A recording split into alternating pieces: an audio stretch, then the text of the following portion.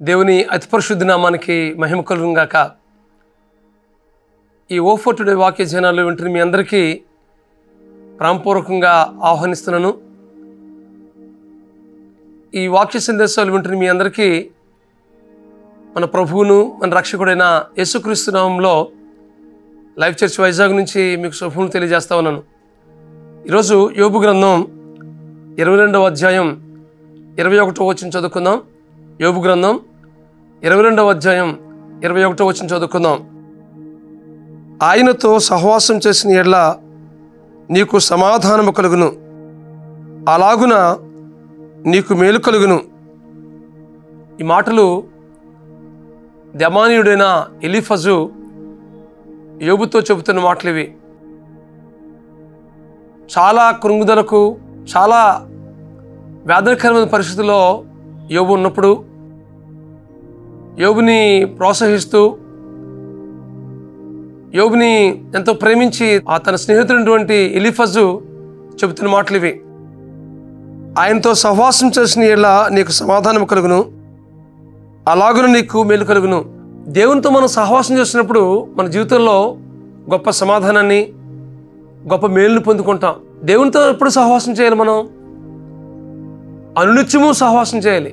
ఎందుకోసం తెలుసా? ఈ లోకంలో చాలించిన తర్వాత నిత్యత్వంలో ఆయనతో ఉండబోతున్నాం.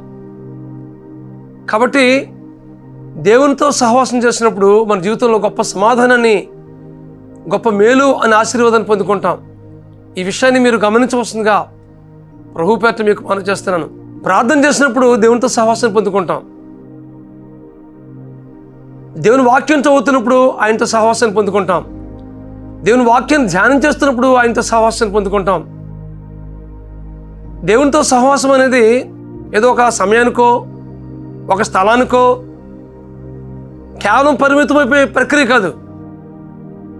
ఇది ఎప్పుడైనా, ఏ చోటైనా, ఎక్కడైనా మనం దేవునితో సహవాసం చేయొచ్చు.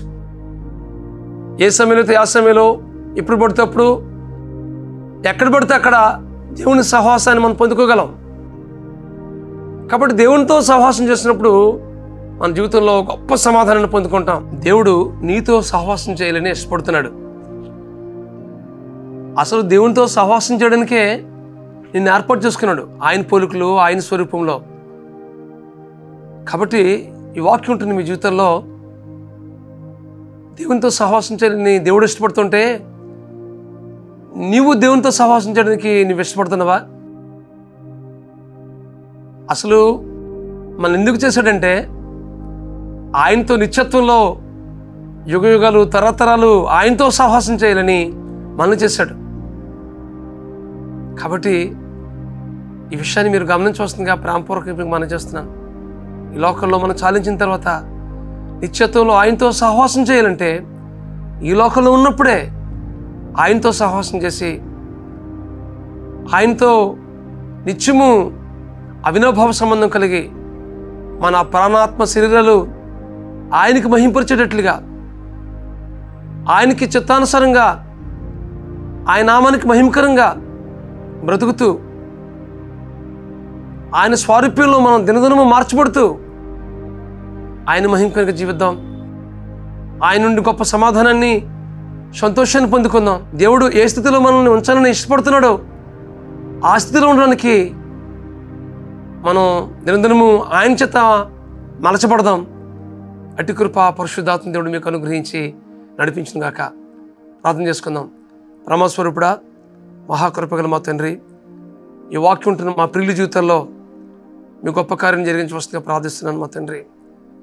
ఇదిగో ప్రభువా, మీతో సహవాసం చేసినప్పుడు మా జీవితంలో గొప్ప సమాధానాన్ని, గొప్ప మేలుని పొందుకుంటామనే విషయాన్ని దీనన్నా మాకు తెలియపరిచారు ప్రభువా. అందుని బట్టి మీకు స్తోత్రాలు.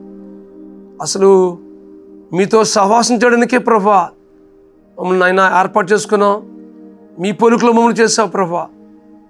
అయితే ఈ లోకంలో మాత్రమే కాదు కానీ నిత్యత్వంలో కూడా ప్రభువా మీతో సహవాసం చేసేటట్లుగా ఈ లోకంలో మమ్మల్ని సిద్ధపరచవలసిందిగా ప్రార్థిస్తూ, మీ సహవాసం నుంచి ఎవరైతే దూరం అయిపోతున్నారో అలాంటి వారందరినీ ప్రభువా కనికరించి ఈ మాటల ద్వారా వారిని మరొకసారి ప్రభువా బలపరిచి మీ వైపు ఆకర్షించుకోమని ప్రార్థిస్తూ మీ కృపగల హస్తానికి అప్పగించుకుంటూ మా ప్రభువును, మీ ప్రియకుమారుడును, మా రక్షకుడినైనా యేసుక్రీస్తు నామములో ప్రార్థించి పెడుకుంటున్నాం మా పరమ తండ్రి.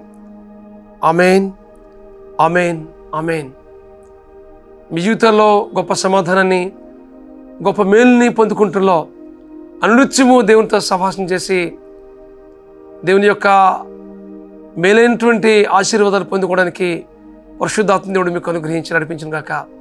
God bless you friends. Have a wonderful day.